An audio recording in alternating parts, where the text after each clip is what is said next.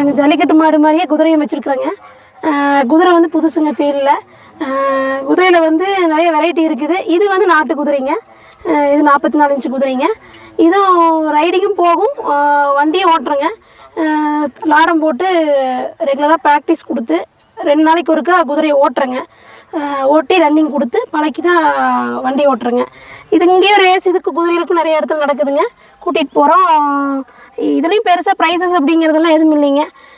இதெல்லாம் வந்து பணம் கட்டி நம்ம ரேஸ் ஓட்டுற மாதிரி இருக்குதுங்க கூட்டிகிட்டு போய். இதெல்லாம் என்டர்டெயின்மெண்ட்டு.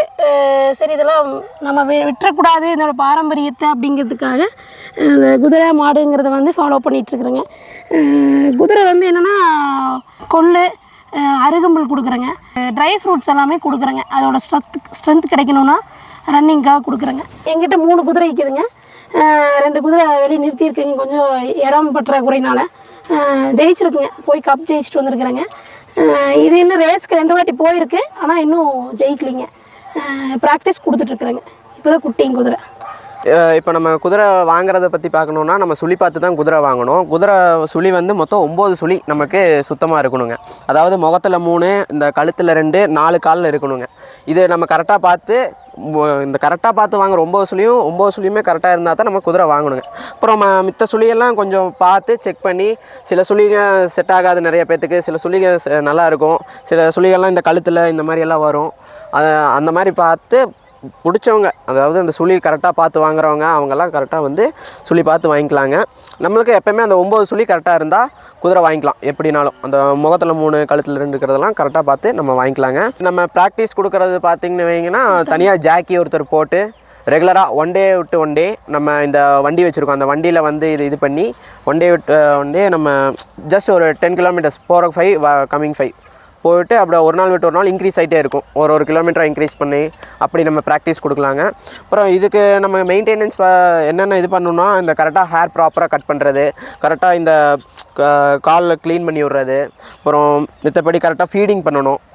அப்புறம் இந்த ஹேர்லாம் ஓவர் ஹேர் க்ரோத் இருக்கக்கூடாது. இந்த டெயில் கட் பண்ணி விட்றது, இந்த மாதிரியெல்லாம் இருக்கணும். டெய்லி வந்து குதிரைக்கு இந்த குதிரையோட ஹார்ஸ் ஷூ அந்த சீப் ஒன்று இருக்கும், அதை வச்சு டெய்லியும் நம்ம இது பண்ணிவிட்டே இருக்கணும். அப்புறம் குதிரைக்கு முக்கியமாக தண்ணி வைக்கணும். இப்போது நம்ம குதிரை ரேஸுக்கு வந்து இப்போ நம்ம நார்மலாக எல்லா இடத்துலையுமே ரெகுலராகவே டெய்லியுமே நடக்குது. இந்த திருப்பூர் சைட்லலாம் நிறையா டெய்லியும் ரெகுலராகவே போயிட்டுருப்பாங்க. இந்த லோக்கலில் ஓட்டுறது அவங்கெல்லாம் நிறைய ஓட்டுவாங்க. ஃபஸ்ட்டு நம்ம அங்கே குதிரையை கொண்டு போயிட்டு சைஸ் வரையாக பிரிப்பாங்க. ஒவ்வொரு குதிரை ஒவ்வொரு சைஸ் வரையாக நமக்கு குதிரை பிரிச்சுருவாங்க. அப்படி குதிரை சைஸ் வரையாக பிரித்தது புது செட்டு, நடு செட்டு, பெரிய செட்டு அந்த மாதிரி பிரிச்சுக்குவாங்க. இப்போது இந்த மாதிரி 44 குதிரை இதெல்லாம் வந்து சின்ன செட்லேயும் ஓட்டுவாங்க, நடு செட்லேயும் ஓட்டுவாங்க.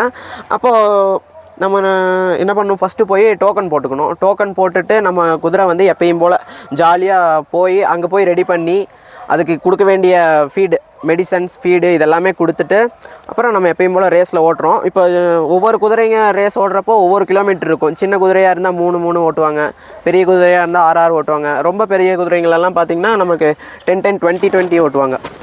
இப்போ நம்ம இப்படி இவ்வளோ ஜாஸ்தியாக ஓட்டிட்டு திரும்பி வந்து அதை கொஞ்சம் நேரம் ஓடி முடிச்சுட்டு வந்தோடனே நமக்கு இந்த வந்தோடனே கொண்டு போய் ஏற்றிட்டு கூப்பிட்டு போகிறவங்க நிறைய பேர். அந்த மாதிரி கூப்பிட்டு போனால் குதிரைக்கு வந்து ஹார்ட்டு பீட்டிங் வந்து ப்ராப்ளம் கொடுத்துரும் நமக்கு பின்னாடி.